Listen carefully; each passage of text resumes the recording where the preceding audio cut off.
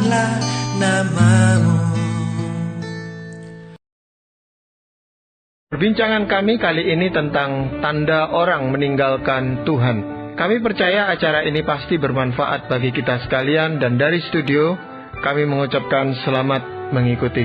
Pak Paul, bahwa Tuhan selalu menyertai kita itu tidak diragukan. Nah, yang menjadi masalah ini adalah kita sebagai orang yang disertai Tuhan ini justru yang seringkali memilih jalan sendiri, meninggalkan Tuhan, dan makin lama makin jauh gitu, Pak Paul. Nah, apakah hal itu terjadi seketika atau sebenarnya merupakan suatu proses yang cukup panjang yang kita bisa kenali lewat kehidupannya gitu, Bapak? Biasanya ini merupakan sebuah proses, Pak Gunawan, yang berlangsung dalam hidup seseorang, dan sebetulnya sudah ada tanda-tanda yang memang menyertainya. Tapi masalahnya adalah pada umumnya kita tidak menyadari tanda-tanda itu.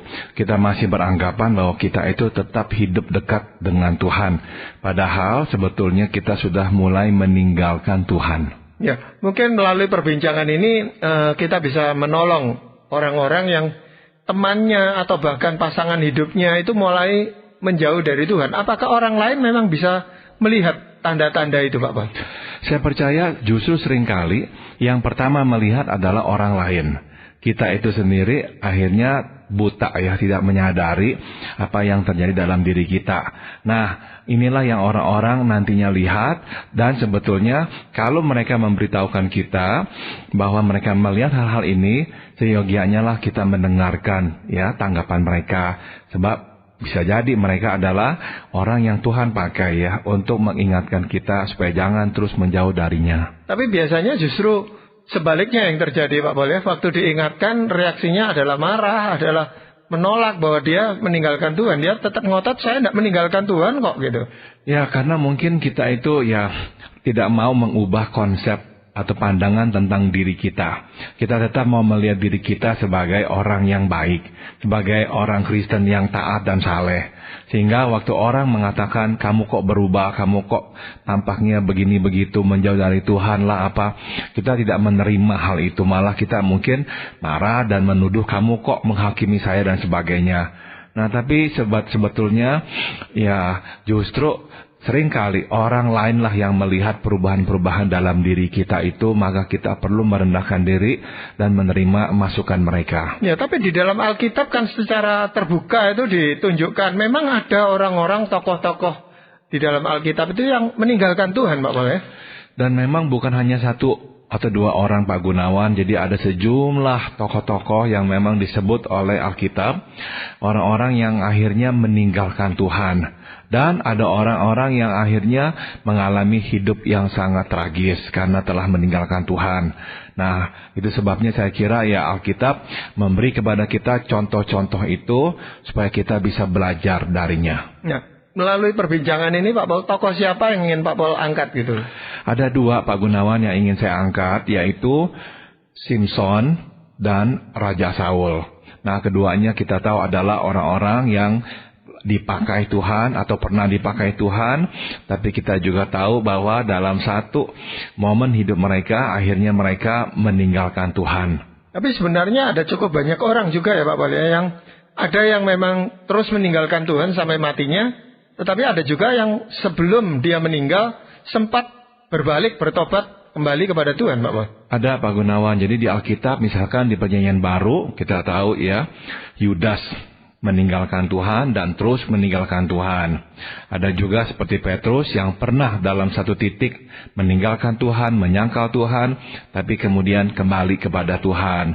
Jadi ada orang-orang yang memang dalam perjalanan hidup dengan Tuhan meninggalkan Tuhan, namun ada yang kembali, tapi juga ada yang tidak kembali. Tapi apakah itu menjadi pengalaman semua orang Kristen gitu? Semua orang yang percaya kepada Tuhan maksudnya, Pak? Saya kira seharusnya tidak, Pak Gunawan. Sebab kalau saja kita ini bersedia ya merendah, bersedia mendapatkan teguran, Tuhan tidak akan ya mendiamkan kita menjauh darinya. Dia pasti akan menitipkan baik itu hambanya atau siapa untuk mengingatkan dan membawa kita kembali kepadanya.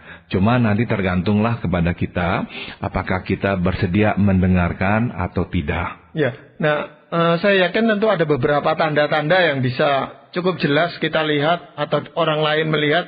Tanda yang pertama apa, Pak Paul? Tanda yang pertama adalah kalau kita itu meninggalkan Tuhan, kita itu mulai melupakan Tuhan. Nah, misalnya nih ya, kita lihat coba dah yang pertama, yaitu tentang Simson. Kita tahu di antara semua hakim yang memerintah Israel, Simson adalah yang paling perkasa. Tuhan menganugerahkan kepadanya kekuatan yang luar biasa, sehingga dengan kekuatan itu ia sanggup membunuh seekor singa serta mengalahkan berlaksa-laksa musuh hanya dengan tengkorak keledai. Atau yang kedua adalah Raja Saul. Dia adalah raja pertama Israel yang berhasil menyatukan semua suku di bawah satu payung pemerintahan.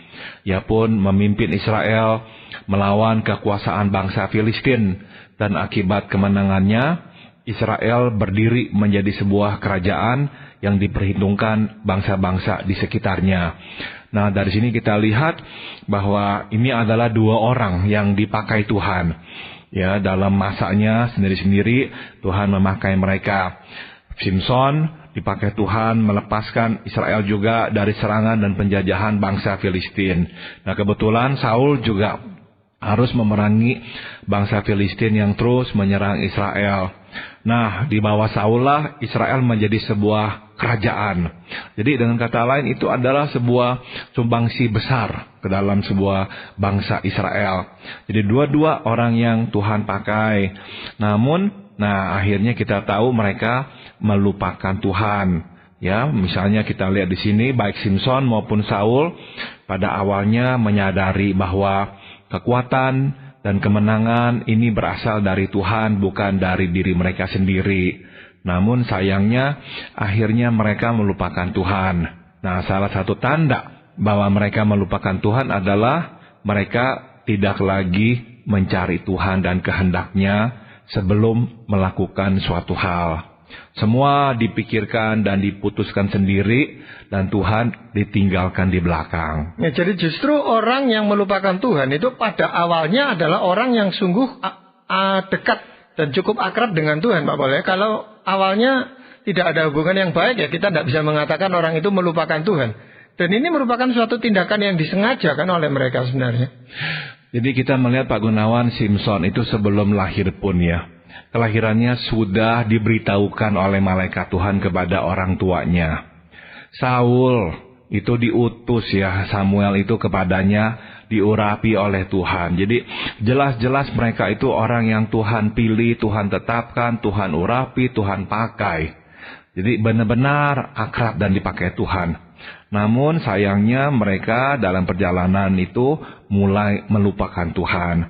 Apa yang mereka pikirkan baik, mereka putuskan. Mereka tidak lagi menggubris atau menghiraukan kehendak Tuhan. Tidak lagi pusing-pusing mau mencari tahu kehendak Tuhan itu apa. Yang penting kehendaknya apa, ya itulah yang dilaksanakan. Ya, itu kalau kita aplikasikan dengan kehidupan kita sekarang sebagai orang-orang yang percaya kepada Tuhan, itu seperti apa, Pak? Pak Gunawan, saya kira ya salah satu tandanya ya bahwa kita mulai meninggalkan Tuhan adalah kita mulai jarang mengingat Tuhan. Ya, mungkin kita hanya mengingat Tuhan pada waktu kita beribadah di hari Minggu. Selain itu kita jarang mengingat nama Tuhan. Mungkin juga ya kita mulai melupakan bersekutu dengan Tuhan secara pribadi, lewat doa, lewat saat teduh. Ya, akhirnya kita makin sibuk, tidak punya waktu untuk beribadah kepada Tuhan secara pribadi. Nah, akhirnya Tuhan mulailah kita lupakan dalam kehidupan kita. Baru ingat Tuhan tatkala duduk di depan gereja atau dalam kebaktian, ya baru ingat Tuhan. Setelah itu lupa lagi. Jadi sebenarnya ada sesuatu yang lebih menarik buat orang ini daripada Tuhan yang dulunya merupakan sesuatu yang menarik buat dia gitu, Pak. Betul sekali Pak Gunawan. Jadi pada umumnya kalau memang kita tidak memelihara hubungan itu dengan Tuhan, mencari Tuhan, mendengarkan firman-Nya, membaca kitab suci, berdoa kepadanya, benar-benar ya menegakkan disiplin rohani itu. Kalau kita tidak melakukannya, memang pada akhirnya kita mulai melupakan Tuhan. Nah, Tuhan itu mau agar kita itu terlibat dalam hubungan timbal balik dengannya. Memang ada orang mungkin bisa berkata, wah kalau begitu semuanya bergantung pada kita dong. Kalau kita mau dekat kepada Tuhan, kita dekat. Kalau kita mau jauh dari Tuhan, kita bisa jauh dari Tuhan. Iya, dalam pengertian ini bergantung pada kita sebab Tuhan menginginkan relasi timbal balik. Relasi kita dengan Tuhan bukan relasi paksa, tapi relasi kasih. Nah, dalam relasi kasih, mesti dua orang saling memberikan dirinya kepada satu sama lain. Tuhan sudah memberikan dirinya, dia sudah mati buat kita, mencurahkan kasih-Nya yang begitu besar kepada kita. Nah, sekarang tinggallah tanggapan-tanggapan dari kita. Maka kalau kita tidak menanggapi dan mementingkan hal-hal yang lain, ya pada akhirnya dengan sendirinya kita pun mulai melupakan Tuhan. Ya, kalau dari pihak Tuhan, itu pasti kita tidak ragukan, Pak Paul ya. Seperti janjinya, aku menyertai kamu sampai akhir zaman, dan itu terbukti gitu Pak Paul ya. Hanya kita ini yang seringkali melarikan diri dan meninggalkan Tuhan itu Pak Paul. Ya, banyak kejadian seperti itu Pak Gunawan. Misalnya nih ya, contoh yang sering terjadi adalah waktu kita susah, ya aduh, kita berteriak-teriak berseru-seru minta Tuhan tolong-tolong kita. Tapi begitu kita mulai senang lagi, hidup lancar lagi, ya mulai lupa Tuhan.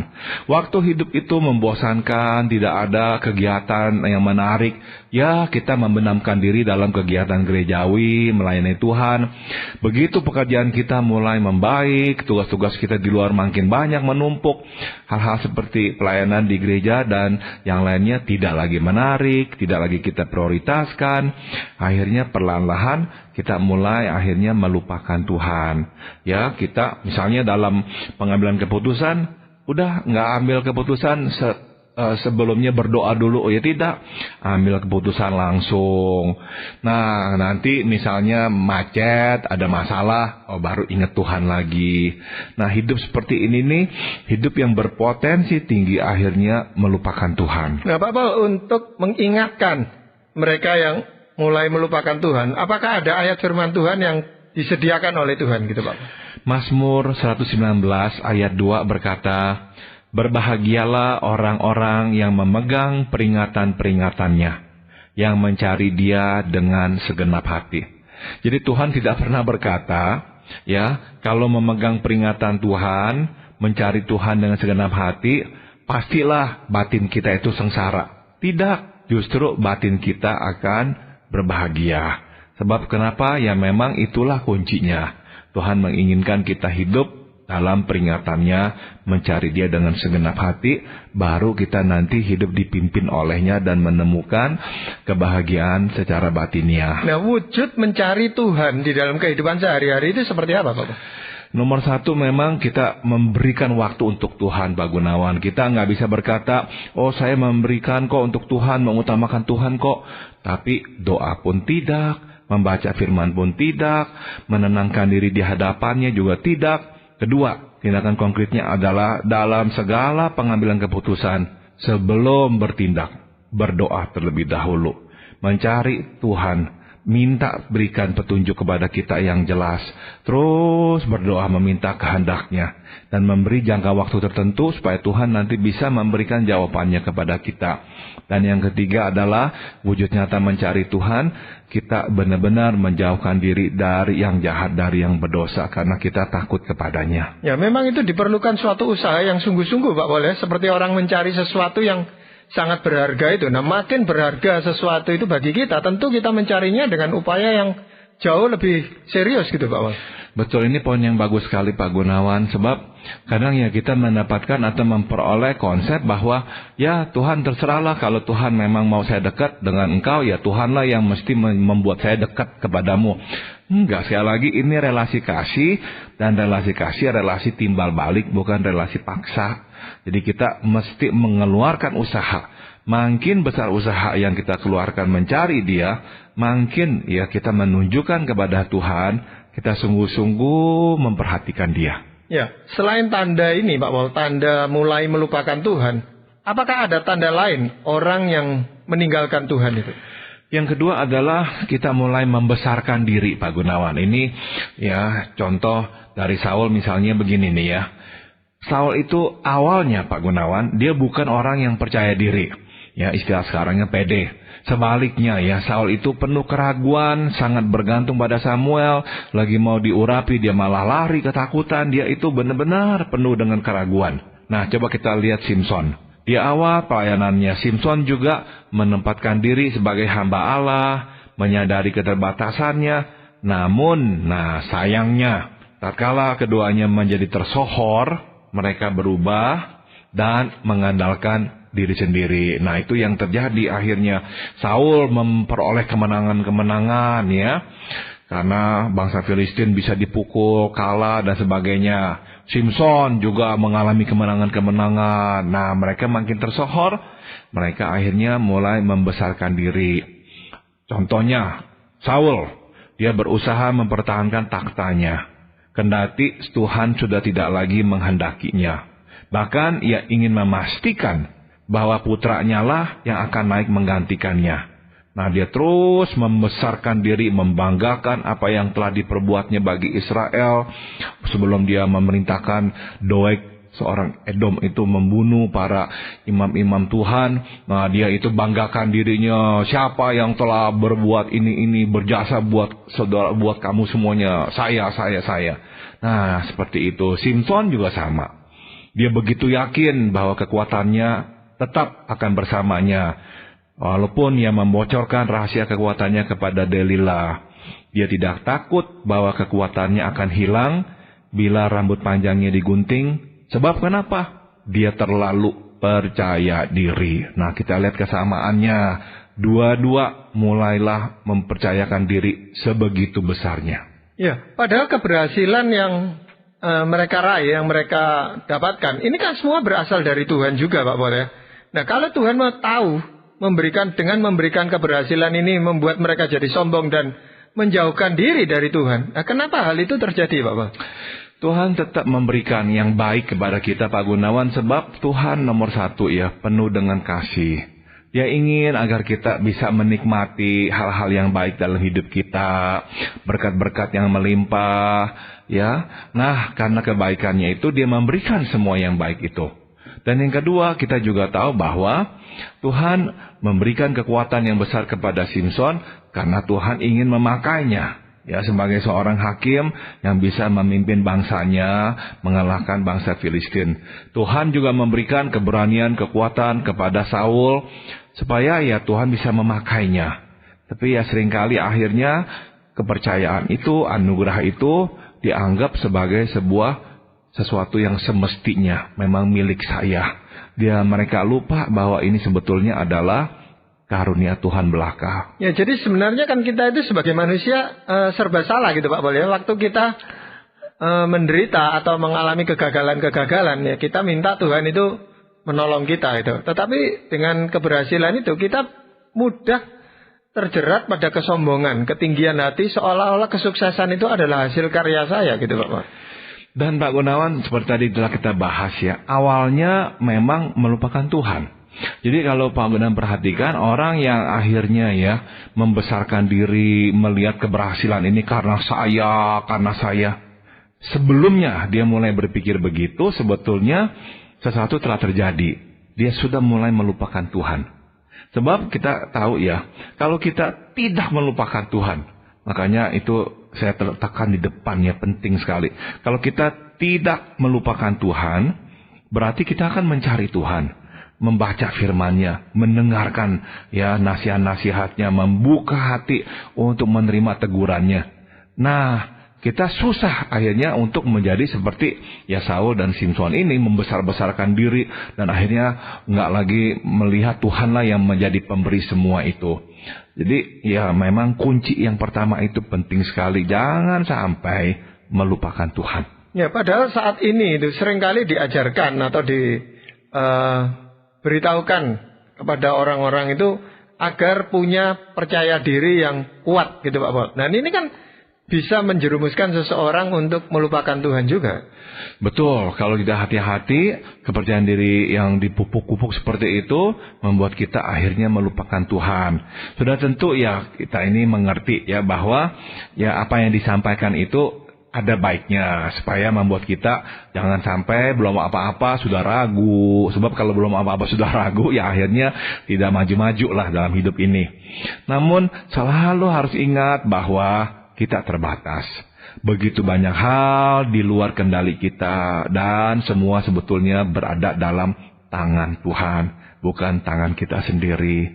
Maka ya akhirnya kita kembali ya menyerahkan kepada Tuhan lagi, menyerahkan kepada Tuhan, dan bersyukur bahwa ini adalah anugerahnya, ini bukan dari kita, ini adalah pemberian Tuhan, dan kita hanyalah sebetulnya alat yang Tuhan pakai. Ya, apakah ada ayat firman Tuhan yang mengingatkan orang-orang yang seringkali merasa dirinya besar sendiri gitu Pak Paul?